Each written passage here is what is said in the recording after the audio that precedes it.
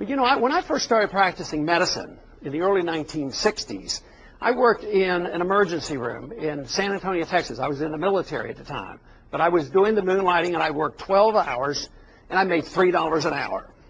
And it wasn't much, but even then $3 bought a lot more than it bought today. But one thing I remember clearly about this, it was run by the church. There was no government program, and nobody was turned away. Today, you come in to a hospital, you can't get out of there with less than $10,000 into emergency room. You can't get out of there probably without a $10,000 bill. And everybody has third-party payments, and everybody gets billed the maximum. So it's a real mess, and the quality of care is going down.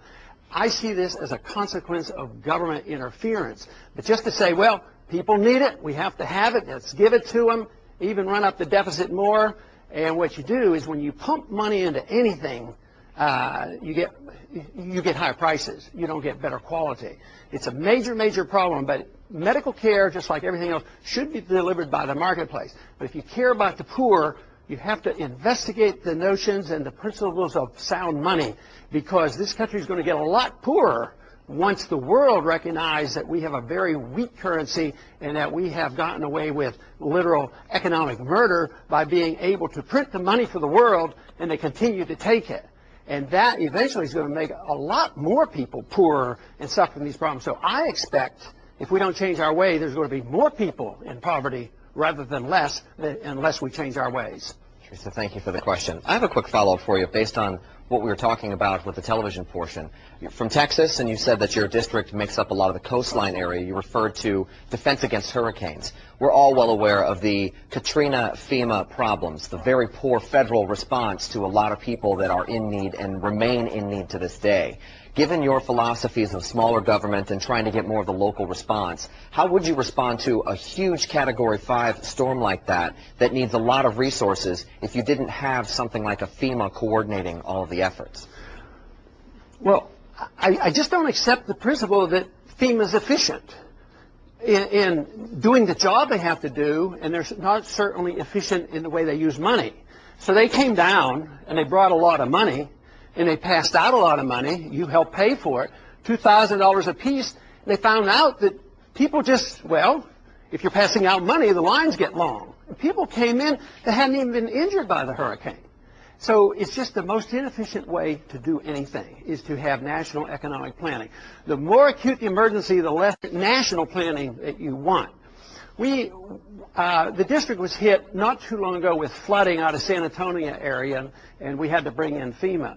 By the time it was all over, the local people were so fed up with FEMA.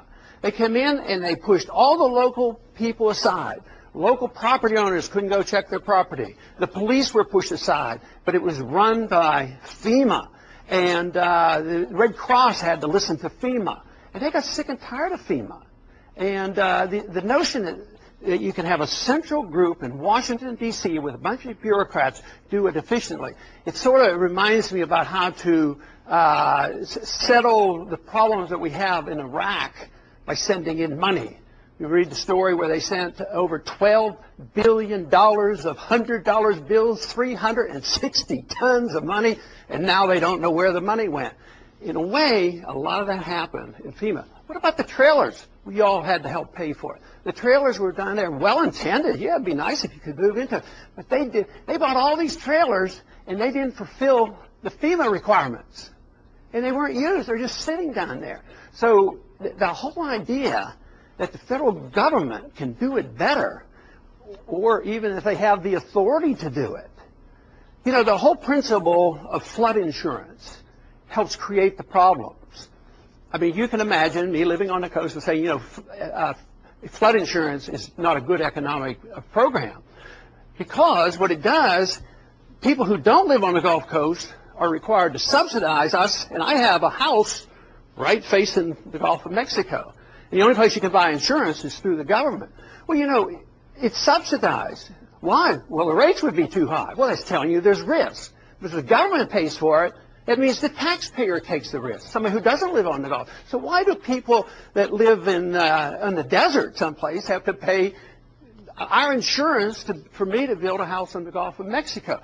So one problem leads to another. When you try to solve one problem in economics, you usually end up with two new problems. And I'd like to reverse that trend. Get rid of a problem or two and reverse that where we have less problems.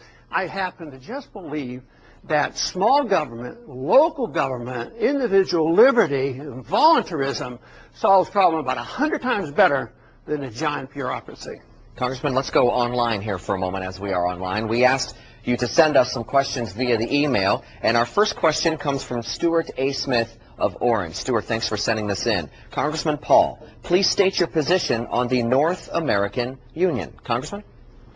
The North American Union is something not a whole lot of people know about, and they should, because it's coming. It's an outgrowth of the NAFTA agreement.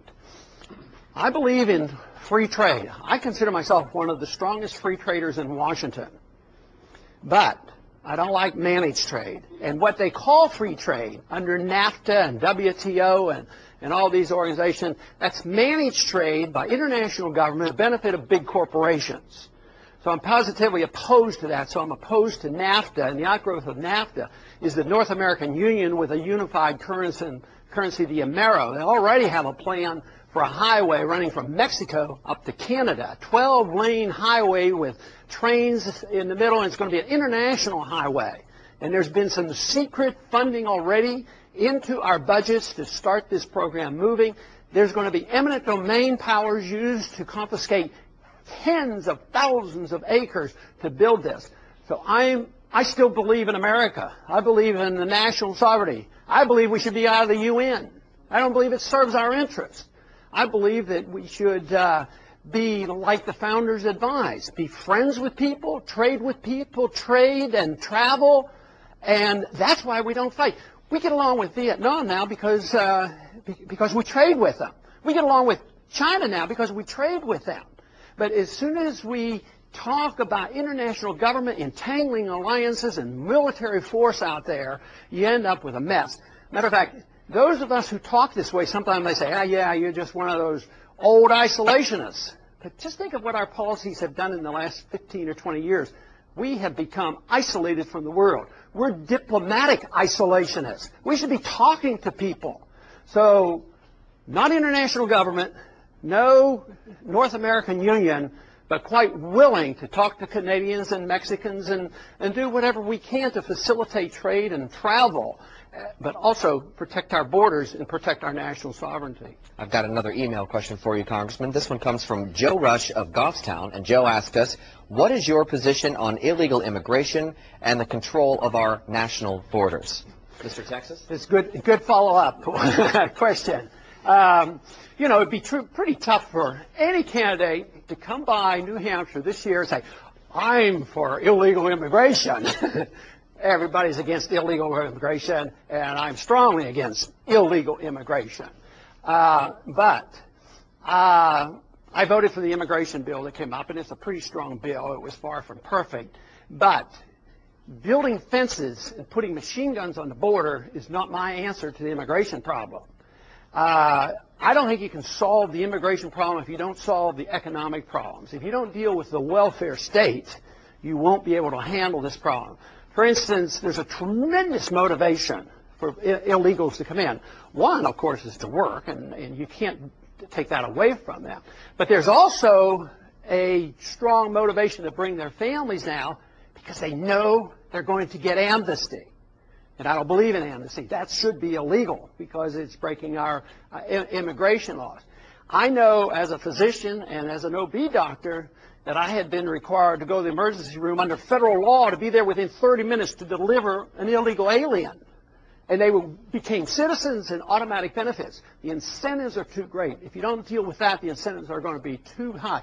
Whether it's birthright citizenship or whether it's amnesty. But what about them getting on our Social Security? They can get on our Social Security by working 18 months as an illegal. They go back to Mexico and qualify for our benefits. They even talked about opening up a Social Security office in Mexico City.